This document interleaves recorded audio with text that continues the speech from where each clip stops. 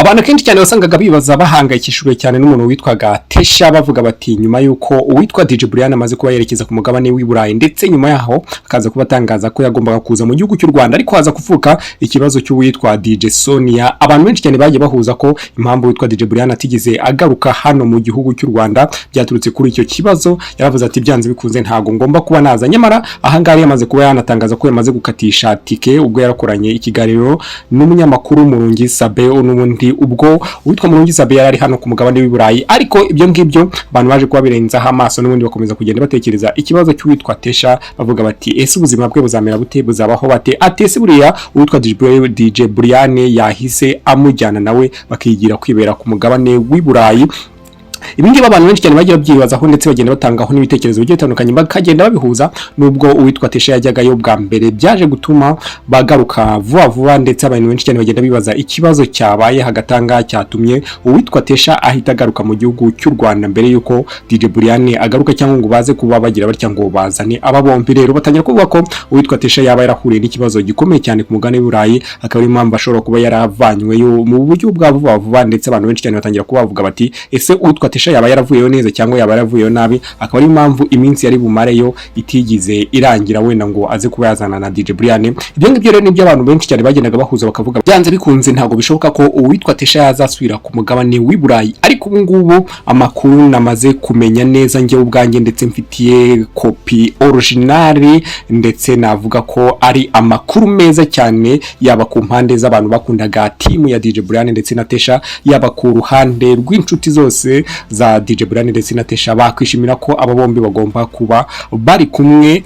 Ariko ubu ngubu rero rwose bamaze guhura ndetse uwitwa Tesha yamaze kugera ku mugabane w'i Burayi. Ubu ngubu rwose arimo arakata neza cyane ku mugabane w'u Burayi ku Bufaransa. Rwose kuri amubona waho namubonagaho yidegembya rwose ari kugenda arya agafiriti gake gake ubona ko yishimye cyane, ndetse banahura no kuri airport yahanga mu gihugu cy'Ubufaransa n'ubundi wabonaga ko uwitwa Tesha rwose ndetse na DJ Briane wabonaga ko urukumbuzi rwa rumaze kuba rwinshi cyane. Navuga ko ari ibintu benshi cyane bagiye bahuza bavuga bati uwitwa DJ Briane ashobora kutazagaruka mu gihugu cy'u Rwanda, ndetse abenshi cyane bakagenda babihuza n'ikibazo kigize kuba cyo kuba uwitwa DJ Briane yaratangiye kugenda agurisha imitungo ye iherereye hano mu gihugu cy'u Rwanda mu bice bigiye bitandukanye, ndetse yaramaze iminsi avuga ko yagomba kuza hano mu gihugu cy'u Rwanda ndetse n'iyo mitungo akagenda yitangaza. Ariko abantu benshi cyane baje gutungurwa no kubona yatangiye kugenda ayisubiza ku isoko mu buryo butunguranye. Barayibaza bati ese witwa DJ Briane ko yamaze gutangaza ko agomba kuza hano mu gihugu cy'u Rwanda ndetse yakaza kuba yakwitabira ngo n'ubuko yagombaga kuza gucuranga. Abantu benshi cyane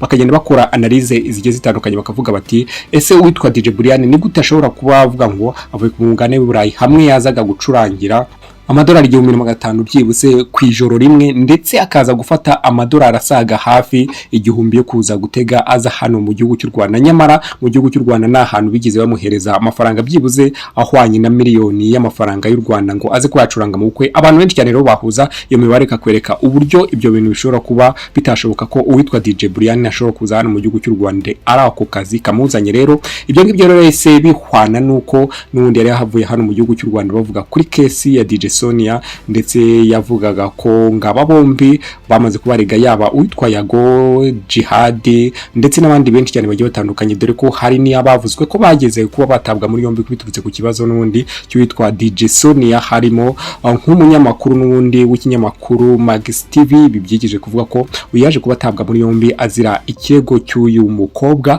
Abo bose rero bari bakuye muri iyi case, ndetse hari ibimenyetso byinshi cyane bavuze ko bagiye kugenda byegeranwa, ndetse uyu mukobwa yari yaje kuba atakavuga ko abantu benshi cyane bagiye muhohotera mu myaka myinshi cyane ishize, ariko akagenda abihora ndetse akagenda atanga ibirego mu hantu hagiye atandukanye ariko ntibaze kuba mwumva. Rero kuri iyi nshuro navuga ko nakeka ko inzego zari zigikora iperereza ndetse na n'uyu munsi zaba zigikora iperereza kugira ngo ikirego cyabo kize kuba cyagira gite kize kuba cyakemuka, ndetse uwitwa DJ Briane kuba adahari ndetse uzaba kiriho akaba ari mu kashu, ndetse na Yago akaba ari mu gihugu cya Uganda. Ndakeka ko ikirego cya DJ Sonia kidashobora kuba cyakoroha, ariko ubwo inzego zifite ukuntu zizabikora ngiye ntabwo nakwinjira mu iperereza ry'inzego z'umutekano. Ariko ubu ngubu navuga ko umucuti wa DJ Briane Tesha Sharon yamaze kuba agera hano ku mugabane w'Iburayi. Iyo niyo nkuru navuga ngo nziza cyane rwose ku bantu bakundaga itimu, abandi bati buriya se rwose bibazaga ibintu bigiye bitandukanye rwose, ukabona abantu ntago bagishimishijwe nuko witwa DJ Briane ndetse na Tesha batari kumwe. Nabo ubwabo wabonaga ko basaga nkaho basuherewe, ndetse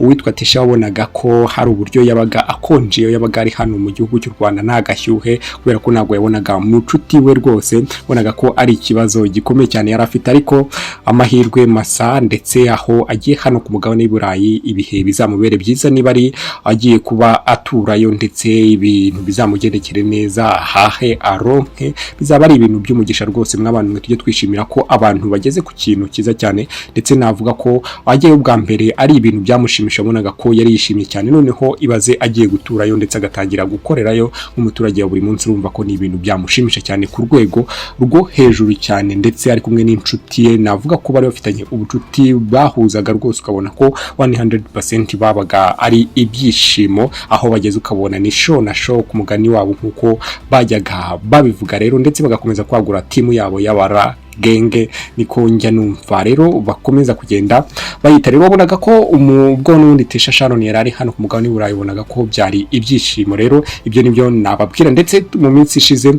nibwo twagiye tubona inkuru y'uwitwa Kirizo, nawe agira atya aza kuba yibaruka imfura ye rwose, ndetse n'umugore we wabonaga ko nabwo byari ibyishimo. Abo nabo rero bari bagiye ku mugabane w'Iburayi bagiye gukorayo igitaramo, ariko uwo munsi ntago bigize bagaruka hano mu gihugu cy'u Rwanda, ahubwo bahise bikomerezayo ubuzima, ndetse ubu ngubu bamaze kuba bibaruka banariyo.